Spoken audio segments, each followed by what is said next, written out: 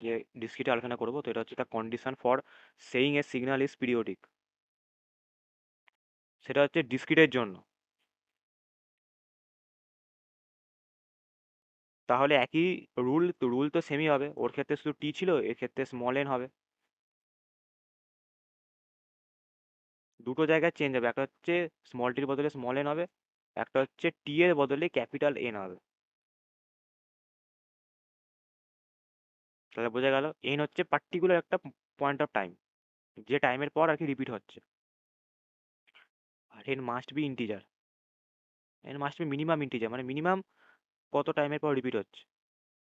আর N হচ্ছে obviously integer.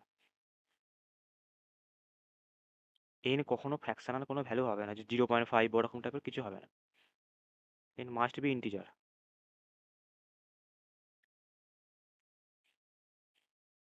কারণ discrete সিগন্যালে জানিসই যে পয়েন্ট অফ টাইমে হয় যে 1 সেকেন্ডে ভ্যালু পাবি, 2 সেকেন্ডে ভ্যালু পাবি। কিন্তু কন্টিনিউয়াসের ক্ষেত্রে রেঞ্জের ভ্যালু পাবি, যে 0 থেকে 1-এর মধ্যে সিগন্যালটা রিপিট হচ্ছে। ওখানে 0.5 লাই করে, সবই লাই করে, মানে ডিসক্রিটে কন্টিনিউয়াসের ক্ষেত্রে সম্ভব, কন্টিনিউয়াসের ক্ষেত্রে তুই পয়েন্টের অ্যান্সার পাবি কোনো কোনো জায়গায়। কিন্তু কন্টিনিউয়াসের ক্ষেত্রে সেরকম পাবি 0.5 সেকেন্ড এরকম পাবি, কিন্তু ডিসক্রিটের ক্ষেত্রে অলওয়েজ এন এর ভ্যালু হচ্ছে ইন্টিজার। হলো, এটা হচ্ছে জাস্ট বেসিক কন্ডিশন। এবার হচ্ছে যেমন এক্সাম্পল আমি দেখেছিলাম কন্টিনিউয়াসের ক্ষেত্রে, সেরকম ডিসক্রিটের ক্ষেত্রে একটা দেখে নিই, যে এক্স এন ইকাল টু, মানে কিভাবে আর কি প্রুফ করবো, এই পরীক্ষায় দেয় cos পাই বাই 2n। ধর এটা একটা ডিসক্রিট সিগন্যাল, বুঝতেই পারছিস এন এর ফাংশন রয়েছে। তো আমরা সবাই জানি যে সাইন বা কস পিরিয়ডিক ফাংশন, পিরিয়ডিক হিসাবে মার্জিনাল ভাবে এদের দুজন কি ধরা হয়। তাহলে এবার আমাকে x of N plus n বার করতে হবে, কারণ যদি দেখি যে x of n equal to x of N plus capital n proof হচ্ছে, মানে এক্স অফ এনেরও যা ভ্যালু পাচ্ছি, x of small N plus capital এনও তাই ভ্যালু পাচ্ছি, তবে আমি বলতে পারবো কস পাই বাই 2n একটা পিরিয়ডিক ফাংশন। আশা করি সেটা বুঝতে কোনো অসুবিধা নেই, এতগুলো এক্সাম্পল হয়েছে কন্টিনিউয়াসের যখন। হলো, তাহলে small N plus capital N, তাহলে আমরা স্মল এনের জায়গায়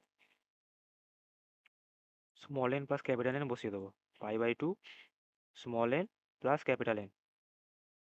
তাহলে আশা করি বুঝতে কোনো অসুবিধা নেই। এবার এটাকে একটু স্প্লিট করবো, জাস্ট ভ্যালুটা গুণ করবো, pi by 2n plus, plane যেমন গুণ করে, পাই বাই 2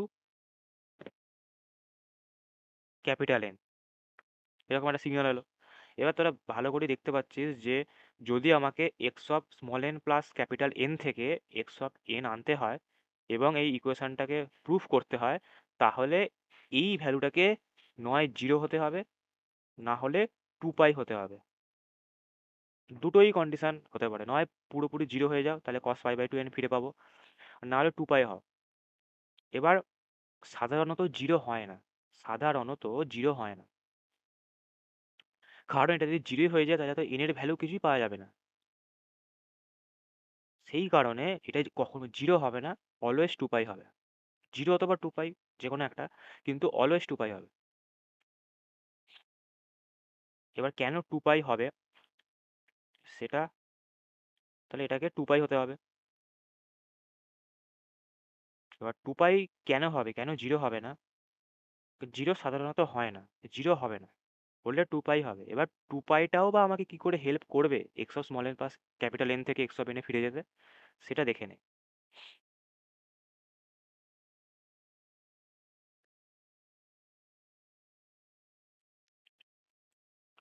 কস,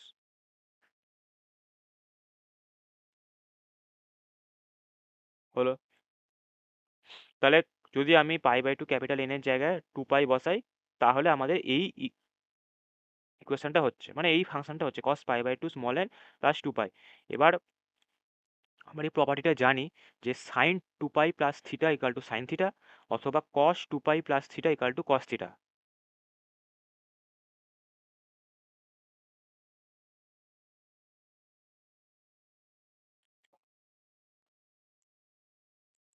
তাহলে হলো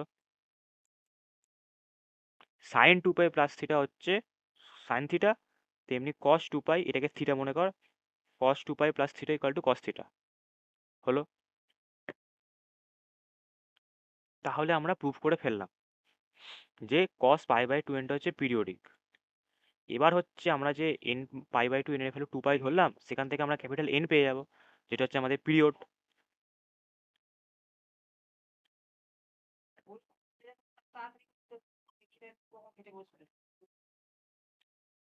পাই by two capital N equal to 2 pi, তাহলে এন ইকাল টু হচ্ছে আমাদের 4। আর আমি প্রথমেই বলেছি যে কন্টিনিউয়াসের ক্ষেত্রে ক্যাপিটাল টি হয় পিরিয়ড, আর ডিসক্রিটের ক্ষেত্রে ক্যাপিটাল এন। তাহলে পিরিয়ড কত পেলাম আমরা? 4। 4 পিরিয়ড পেলাম।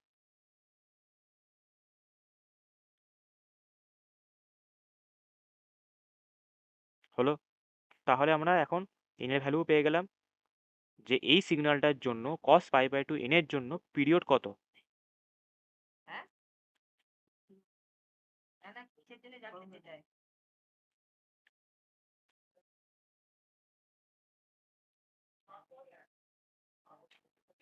X of N plus 4 equal to X N.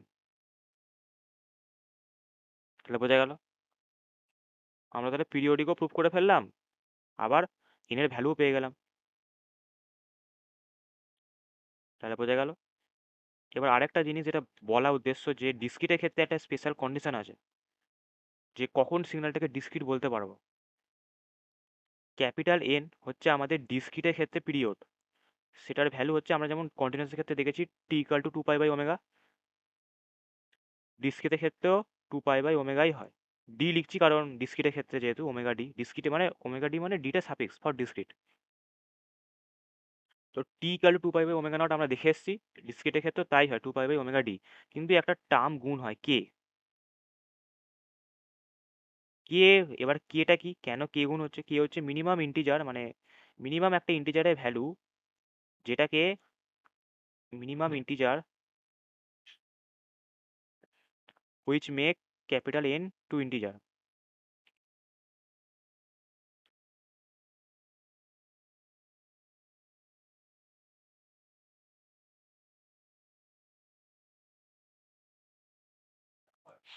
হলো?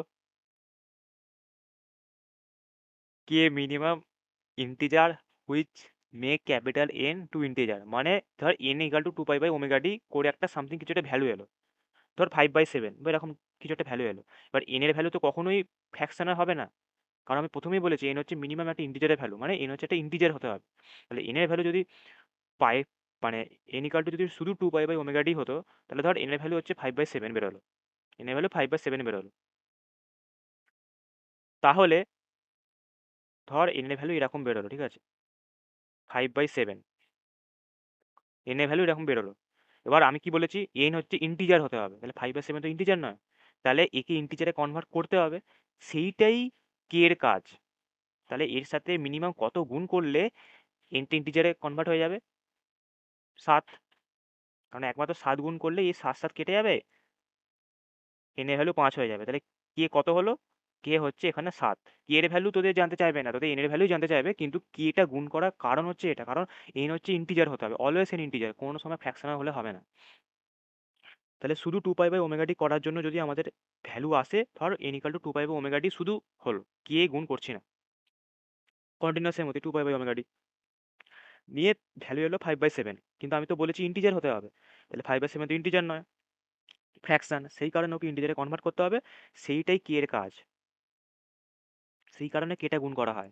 কিন্তু এটা যদি আমাদের কন্টিনিউয়াস হতো, তাহলে না হলেও চলতো, কারণ আমি কন্টিনিউয়াসের ক্ষেত্রে তোদের এক্সাম্পল দেখিয়েছি। মোটামুটি তোদের এক্সাম্পল আমি দেখিয়েছি, ধর টি ইকাল টু 2/3 এলো, টি ইকাল টু 1/2 এলো, আসতেই পারে টি ইকাল টু 1/2 বেরোলো, কোনো সময় আসতেই পারে টি ইকাল টু 1/2 বেরোলো, টি ইকাল টু 5/3 বেরোলো, টি ইকাল টু 3/5 বেরোলো। কিন্তু সেটা সম্ভব শুধুমাত্র কন্টিনিউয়াসের ক্ষেত্রে, ডিসক্রিটের ক্ষেত্রে কিন্তু সেরকম সম্ভব নয়, এন অলওয়েজ ইন্টিজার হতে হবে, সেই কারণেই কেটা গুণ করা হয়। এটা তো একটা কারণ গেল যে কেটা কেন গুণ করা হয়। আরেকটা কারণ হচ্ছে, আরেকটা জিনিস যেটা হচ্ছে, এই যে ওমেগা ডি, ওমেগা ডিটা দেখ, বেসিক্যালি এটাও ওমেগা, কিন্তু ডিটা লেখা হচ্ছে ফর ডিসক্রিট সাফিক্সে। তো ওমেগা ডি হচ্ছে এফ অফ পাই, মানে কি ওমেগা ডি, মানে ওমেগা ডি যেটা, সেটা অলওয়েজ পাইয়ের ফাংশন হতে হবে। যদি পাইয়ের ফাংশন না হয়, তাহলে কিন্তু সিগন্যালটা পিরিয়ডিক হবে না।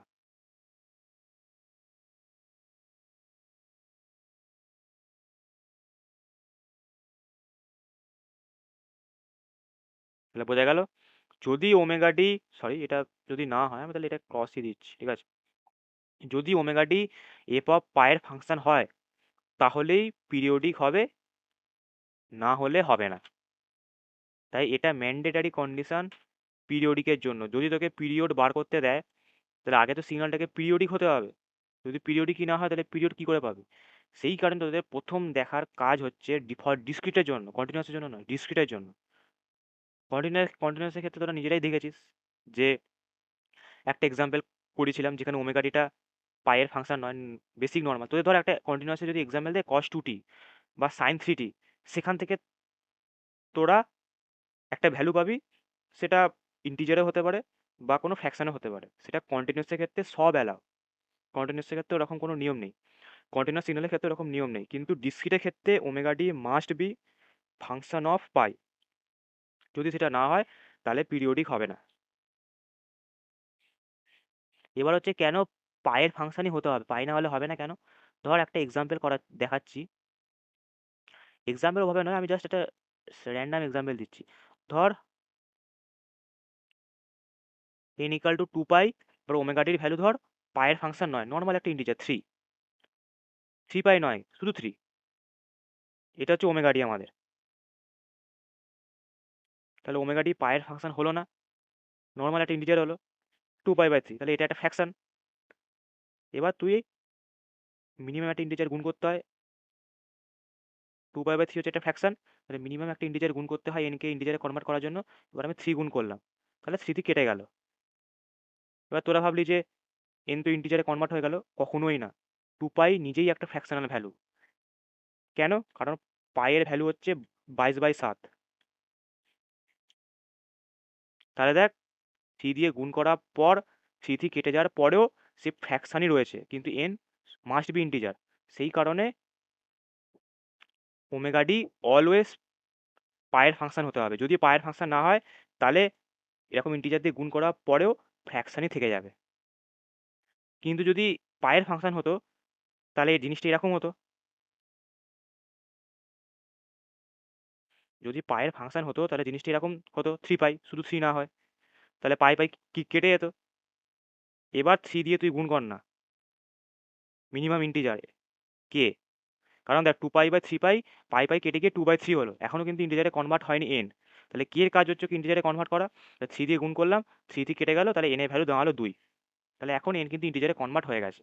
তাই কে এর কাজ হচ্ছে ইন্টিজারে কনভার্ট করা অবশ্যই, কিন্তু তার পাশাপাশি ওমেগাডিকে পায়ের ফাংশন হতে হবে। কারণ এই এক্সাম্পলটা তোরা দেখলি যে ওমেগাডি পায়ের ফাংশন নয়, নর্মাল একটা ইন্টিজার। এবার কে এর কাজ হচ্ছে ইন্টিজারে কনভার্ট করা, তা 3 দিয়ে গুণ করা পরেও এন কিন্তু ফ্র্যাকশানই থেকে গেছে।